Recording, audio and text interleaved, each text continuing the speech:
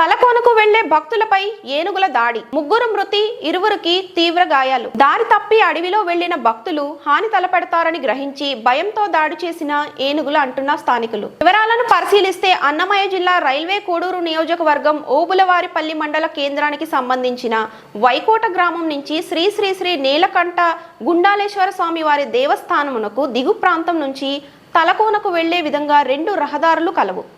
ఉల్లగడ్డపాడు గ్రామవాసులు కొంతమంది దూరము తగ్గే అవకాశం ఉందని అడ్డదారిలో తలకోనకు వెళుతుండగా అదే ప్రాంతంలో సంచరిస్తున్న ఏనుగులు వీరిపై దాడికి పాల్పడ్డాయని, వీరు చెల్లా చెదరై మొబైల్ ఫోన్లో ఉన్నటువంటి లైట్లు ఆన్ చేసి ఏదో సౌండ్ చేయగా వాటికి హాని తలపెడతారని అనుమానించిన ఏనుగులు వీరిపై ప్రత్యక్షంగా దాడి చేసి ముగ్గురిని హతమార్చి ఇరువురిని తీవ్రంగా గాయపరిచాయని స్థానికులు అందించిన సమాచారం మేరకు విషయం తెలుస్తోంది.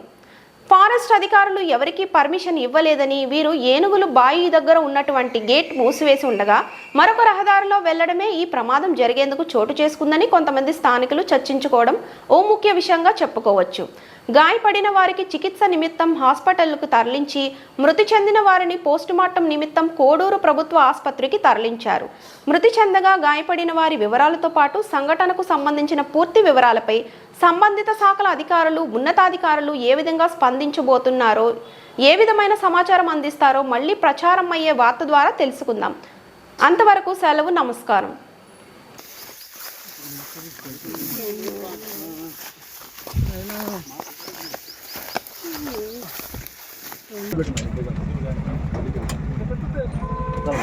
మేము ఈరోజు ఉదయాన్నే ఈ విషయం తెలిసి మేము అక్కడికి వెళ్ళడం జరిగింది, ప్రమాద స్థలానికి. అక్కడ వాళ్ళు చెప్పడం ఏంటంటే తలకోనకు అడ్డదారిలో పోవాలని, రాత్రిపూట ఫారెస్ట్ అధికారులు పర్మిషన్ ఇవ్వరని వాళ్ళు అడ్డదారిలో రాత్రి వెళ్తూ ఉండగా వాళ్ళకి ఏనుగుల మంది ఎదురైంది. ఫస్ట్ తొక్కిసలాట జరిగింది. ఆ తొక్కిసలాట తర్వాత మళ్ళీ ఒకరినొకరు చెల్లా చెదరై మళ్ళీ వాళ్ళు ఒకరినొకరు పిలుచుకోవడంలో, అరవడంలో మళ్ళీ వెనక్కి వెళ్ళిన ఏనుగులు మళ్ళీ వెనక్కి వచ్చి వాళ్ళ మీద దాడి చేయడం జరిగింది. ఈ దాడిలో ముగ్గురు చనిపోవడం, ఇద్దరు తీవ్రంగా గాయపడడం, ఒకరు పాక్షికంగా గాయపడడం జరిగింది.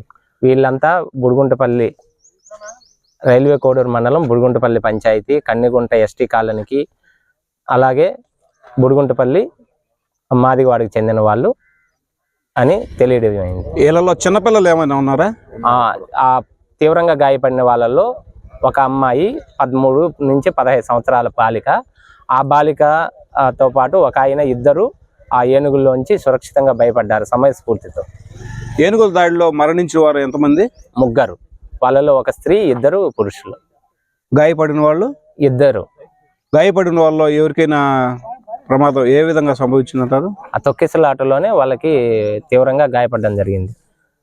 కాళ్ళు చేతులు ఏమన్నా ఇద్దరికి ఫ్రాక్చర్లు అయినాయి. ఏం జరిగింది అక్కడ? సిచ్యువేషన్ బట్టి మీకు ఏం అర్థమైంది?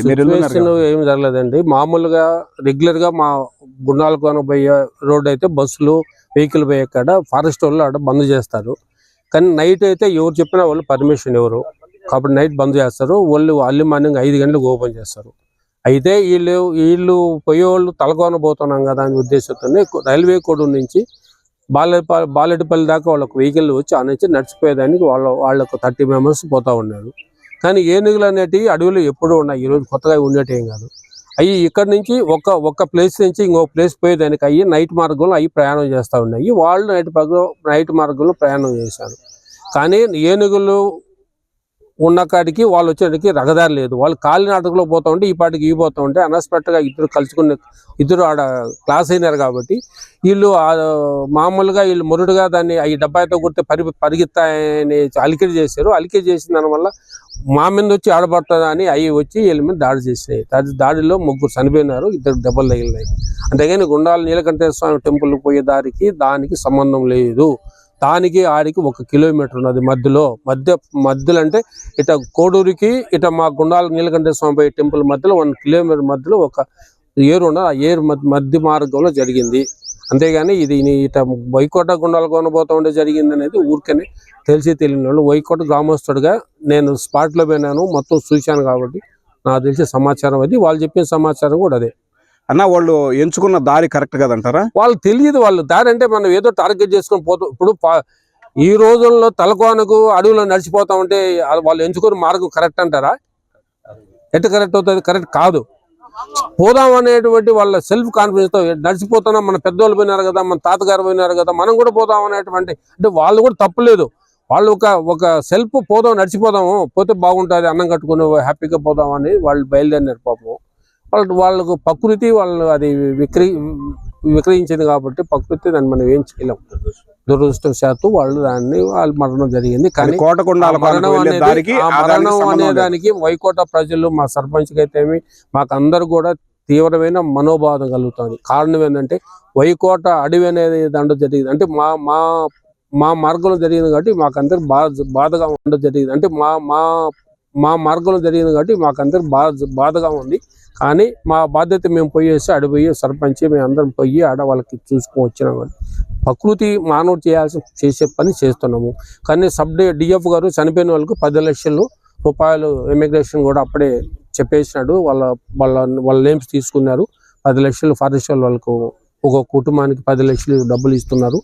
ఇంకా దెబ్బలు తగిలిన వాళ్ళకు ఎంత ఇస్తారో అది డిఎఫ్ గారి నిర్ణయం. అది ఇంకా ప్రభుత్వం ద్వారా కూడా మేము, మా ఎమ్మెల్యే కానీ, మా ఇన్ఛార్జి కానీ, ప్రభుత్వం ద్వారా కూడా ఏం రావాలన్న వాళ్ళకు, చనిపోయిన కుటుంబాలకు మా వల్ల సహాయము, మా వల్ల ఈ ప్రయత్నం మేము చేస్తాము.